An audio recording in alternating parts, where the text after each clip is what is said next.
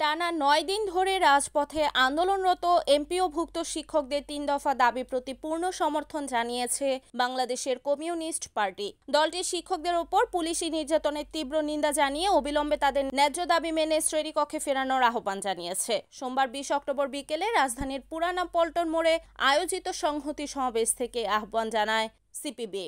পরে নেতারা মিছিল নিয়ে কেন্দ্রীয় শহীদ মিনারে গিয়ে শিক্ষকদের আমরণ অনশন কর্মসূচিতে যোগ দেন। সমাবেশে সিপিবির সভাপতি সাজ্জাদ জহির চন্দন বলেন, সরকার নানা অপ্রয়োজনীয় বিষয়ে সিদ্ধান্ত নিচ্ছে, কিন্তু দেশ গড়ার কারিগর শিক্ষকদের ন্যায্য দাবির প্রতি উদাসীন। উল্টো তাদের উপর পুলিশি নির্যাতন চালানো হয়েছে, যা নিন্দনীয়।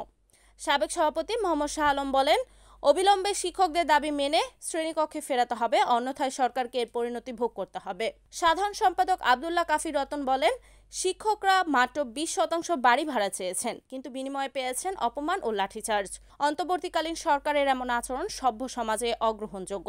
তিনি আরও জানান, সিপিবি শিক্ষকদের আন্দোলনের সর্বাত্মকভাবে পাশে থাকবে।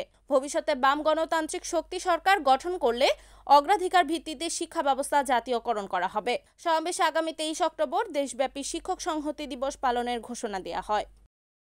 বেসরকারি এমপিওভুক্ত শিক্ষা প্রতিষ্ঠানের শিক্ষক আছেন, কর্মচারী আছেন, এরা কি মানুষ না? আমরা যখন দেখি তাদের উপর পুলিশ হামলা করে, তাদেরকে নির্যাতন করে, তখন আমাদের লজ্জা লাগে। আমাদের তখন লজ্জা লাগে যে পুলিশ আমার শিক্ষককে পিটায়, তাকেও কিন্তু শিক্ষককে শিক্ষা দিয়েছেন। আমরা কমিউনিস্ট পার্টি শিক্ষকদের এই ন্যায়সঙ্গত যে আন্দোলন, তাদের ৩ দফা দাবিতে যে আন্দোলন চলছে, সংগ্রাম চলছে, সেই সংগ্রামের সাথে আমরা সম্মতি জ্ঞাপন করছি। সেই সাথে সাথে এই ইন্টারিয়াম গভর্নমেন্টের কাছে আমরা বলতে চাই, আপনি হাজার হাজার শিক্ষকের সমাবেশ দেখছেন, সারা দেশে লক্ষ লক্ষ শিক্ষক রাজপথে আছেন, আপনার চোখে পড়ছেন না। মনে রাখবেন, ২৪-এর ছাত্র জনতার গণ অভ্যুত্থান হয়েছে, একটা ফ্যাসিস্ট সরকারকে হটিয়ে দেওয়া হয়েছে।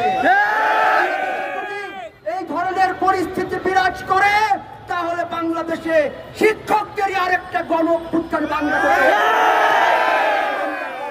মনে করি সময় থাকতে শিক্ষকদের যে ৩ দফা দাবি, সেই দাবি মেনে নেন এবং আমাদের শিক্ষকদের সাথে সম্মানসূচক ব্যবহার করেন, তাদেরকে সম্মান দিতে শেখেন, নাইলে আপনাদেরকে কেউ সম্মান দেবে না। তাই আমরা বাংলাদেশের কমিউনিস্ট পার্টি শিক্ষকদের এই ৩ দফা দাবির প্রতি আবারও আমরা সম্মতি জানাচ্ছি। ইতিমধ্যে আমাদের সাধারণ সম্পাদক কমরেড আব্দুল্লাহ কাফি রতন বলেছেন, আগামী বৃহস্পতিবার সারা দেশে শিক্ষকদের সাথে আমরা সম্মতি সমাবেশ পালন করব। সারা বাংলাদেশে আমাদের শত শত উপজেলায়, শত শত শাখায় কমিউনিস্ট পার্টি সিপিবি শিক্ষকদের আন্দোলনের সাথে সংহতি জানিয়ে বিক্ষোভ করবে, সমাবেশ করবে। আমরা আপনাদের পাশে আছি, আপনাদের পাশে থাকবো, এই প্রত্যয় ব্যক্ত করে আবারও বাংলাদেশের কমিউনিস্ট পার্টির পক্ষ থেকে আপনারা গত ৯ দিন ধরে যে সংগ্রাম করছেন, লড়াই করছেন, সেই সংগ্রামের প্রতি সম্মতি জানিয়ে আমাদের কথা শেষ করছি। আপনাদের সবাইকে ধন্যবাদ। আসসালামু আলাইকুম। আপনারা শিক্ষকদের আন্দোলনে তাদের উপর নিপীড়ন নির্যাতন বন্ধ করুন। অবিলম্বে আমাদের শিক্ষকদেরকে ২০% বাড়ি ভাড়া, ১৫০০ টাকা চিকিৎসা ভাতা এবং ৭৫% চিকিৎসা ভাতা সেইটা দেওয়ার ব্যবস্থা করেন। আমরা কমিউনিস্ট পার্টির পক্ষ থেকে বলছি, আমরা সিপিবির পক্ষ থেকে বলছি, যদি আপনারা শিক্ষকদের এই দাবি মেনে না নেন, তবে শিক্ষকদের সমর্থনে বাংলাদেশের প্রতিটি জেলা উপজেলায় কমিউনিস্ট পার্টি আপনাদের বিরুদ্ধে আন্দোলন করে তুলবে। আমরা আগামী বৃহস্পতিবার সারা দেশে শিক্ষক সংহতি দিবস পালন করব এবং আমাদের কর্মীরা, আমাদের কমরেডরা সারা দেশে জেলায় উপজেলায় শিক্ষকদের নিয়ে শিক্ষক সংহতি দিবসে আপনার বিক্ষোভ সমাবেশ করবে। আমাদের নেত্রী কমরেড হেনা দাস আপনাদের শিক্ষক সমিতির নেতা ছিলেন। তিনি জিয়াউর রহমানের আমলে, এরশাদের আমলে শিক্ষকদের দাবি আদায় করতে গিয়ে তিনি ৭০ বছর ৮০ বছর বয়সে জেলে গিয়েছিলেন।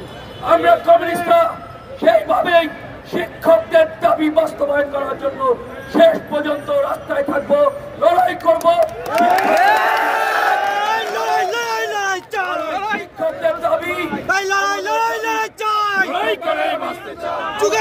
শিক্ষকদের দাবি এই দেশের শিক্ষিত মানুষের দাবি, যাদের হাতে আমাদের হাতে খড়ি হয়েছে, যাদের কাছে আমরা শিক্ষা লাভ করেছি, তাদের যে দাবিগুলি আছে সেই দাবিগুলিকে আমরা আমাদের দাবি মনে করি এবং সেই দাবিতে আমরা দেশে আন্দোলন করে তুলব। আমাদের এখানে আমাদের সভাপতি কংগ্রেস সাজ্জাদ জয়চন্দ্রন আছেন, তিনি বক্তব্য দিয়ে আপনাদের সাথে সম্মতি জানিয়ে আমাদের আজকের আপনাদের সাথে সম্মতি জানানোর যে কর্মসূচি সেটা সমাপ্তি করবেন। যাচ্ছি, আপনারা প্রত্যেককেই জানেন আমাদের দাবিটি কি, সেটি খুবই পরিষ্কার এবং এই দাবি আদায়ের লক্ষ্যে আমরা কাজ করছি এবং কাজ করে যাব। আমাদের প্রতিদিন 4টা করে আমাদের কর্মসূচি থাকছে। আমাদের আগামীকালকেও একটি অবস্থান কর্মসূচি আছে শাহবাগে। আমরা প্রত্যাশা করছি যে অনতিবিলম্বে একটি প্রজ্ঞাপন জারির মাধ্যমে অন্তর্বর্তীকালীন সরকার আমাদের দাবি মেনে নেবেন এবং সেটি যদি না মানা হয় তাহলে এই যে আন্দোলন সংগ্রাম এটি আরও দুর্বার গতিতে এগিয়ে চলবে, এই প্রত্যাশা করে আমি ধন্যবাদ আপনাকে। আপনারা জানেন বেসরকারি শিক্ষা জাতীয়করণ প্রত্যাশী জোটের আন্দোলন বিগত 9 দিন আগে শুরু হয়েছে। আমরা প্রথমে প্রেস ক্লাব সম্মুখে যে অবস্থান করেছিলাম, সেখানে ডিসি মাসুদুর রহমান যে শিক্ষকদের সাথে যে অসৎ আচরণ এবং দুর্ব্যবহার করেছে এবং সেই দিনে আমরা এখানে শহীদ মিনারে অবস্থান করেছি। এরপর শাহবাগ ব্লকের অবস্থান কর্মসূচি দিয়েছিলাম। আমরা আজকে 9ম দিনে এসে পৌঁছেছি। আপনারা জানেন শিক্ষা উপদেষ্টা গতকালকে 5% বাড়ি ভাড়া দিয়ে একটা প্রজ্ঞাপন জারি করেছে। এটা বাংলাদেশ বেসরকারি শিক্ষক সমাজ এটা প্রত্যাহার করেছে। এই যে প্রজ্ঞাপনটা আমরা প্রতি নিন্দা জানাই এবং আজকের থেকে আমাদের শিক্ষক নেতা ডাক্তার দেলোয়ার হোসেন আজিজি স্যার ইতিমধ্যে ঘোষণা দিয়েছেন আজকের থেকে এই কেন্দ্রীয় শহীদ মিনারে আমরণ অনুষ্ঠান শুরু হয়েছে এবং আগামীকাল দুপুরে এখান থেকে আমাদের শাহবাগ অবস্থান পদযাত্রা শুরু হবে। ধন্যবাদ আপনাকে। হয়ে আছে, তাহলে সকল রাজনৈতিক দলে শিক্ষা ব্যবস্থা জাতীয়করণের পক্ষে আজকে কি ঐক্যবদ্ধ। কাজে আমাদের জাতীয়করণের যে একটা গাছ বৃক্ষ সেটা কিন্তু অলরেডি রোপণ হয়ে গেছে। এখন আমরা 5.5 লক্ষ শিক্ষক কর্মচারী মিলে এই গাছে কি করবো, পানি দিব যাতে এই গাছটা বড় হয় এবং কি হয় ফল দেয়। তাহলে এই গাছটা বড় হবে কি আগামী নির্বাচনের ভেতরে এই গাছটা কি হয়ে যাবে, বড় হবে আর নির্বাচনের পরে কি ধরবে, ফল ধরবে। কিন্তু এই অসাধু আমলা এবং উপদেষ্টারা চাই এই চারা গাছটাকে কি করতে, মেরে ফেলতে। আমরা ওদের ষড়যন্ত্র সফল হতে দেব না ইনশাআল্লাহ। আমরা সজাগ আছি। আমরা কি দমে গেছি? মাদারীপুরে জেলা শিক্ষা অফিসার উনি বলেছে যে হাজিরা সিটের তালিকা বাড়াতে এক হুমকিতে উনি কাজ হয়ে গেছে। এই বলা হয়েছে শিক্ষক কর্মচারী আপনার অফিস ঘেরাও করবে, সাথে সাথে নোটিশ প্রত্যাহার। সারা বাংলাদেশের কোন জেলা শিক্ষা অফিসার, উপজেলা শিক্ষা অফিসার, ডিসি কোন দুঃসাহস দেখাবে না ইনশাআল্লাহ। কারণ আপনারা শিক্ষকদের মাধ্যমে ডিসি হয়েছেন, আপনারা শিক্ষকদের মাধ্যমে এসপি হয়েছেন, আপনারা শিক্ষকদের মাধ্যমে আজকে জেলা শিক্ষা অফিসার হয়েছেন, ঠিক কিনা? আপনারা আমাদের সাথে কখনো বেইমানি করতে পারবেন না। গোটা বাংলাদেশ আমাদের পক্ষে। গতকালকে ডাকসুর ভিপি, যে ডাকসু নির্বাচন আমরা সারা রাত থেকে নির্বাচনে ফলাফলের জন্য অপেক্ষা করেছিলাম, সাদিক কায়েম এখানে এসে বলে গেছে, এখানে এসে বক্তব্য দিয়ে গেছে। আমাদের এবি পার্টির সেক্রেটারি ব্যারিস্টার ফুয়াদ ভাই আসছে, মুজিবুর রহমান বন্ধু আসছে, গণসংহতির সভাপতি জুনায়েদ সাকি আসছে, বিএনপির শহীদুদ্দিন চৌধুরী আসছে, জামাত ইসলামের নায়েবে আমির মুজিবুর রহমান ভাই আসছে। সকল রাজনৈতিক সামাজিক সংগঠন এই ঢাকা বিশ্ববিদ্যালয়ে যেখানে আমরা প্রোগ্রাম করছি, আমাদের ছাত্ররা বলেছে স্যার আপনাদের যদি কিছু হয় তাহলে ঢাকা বিশ্ববিদ্যালয় থেকে প্রতিবাদের ঝড় তুলে দেবো।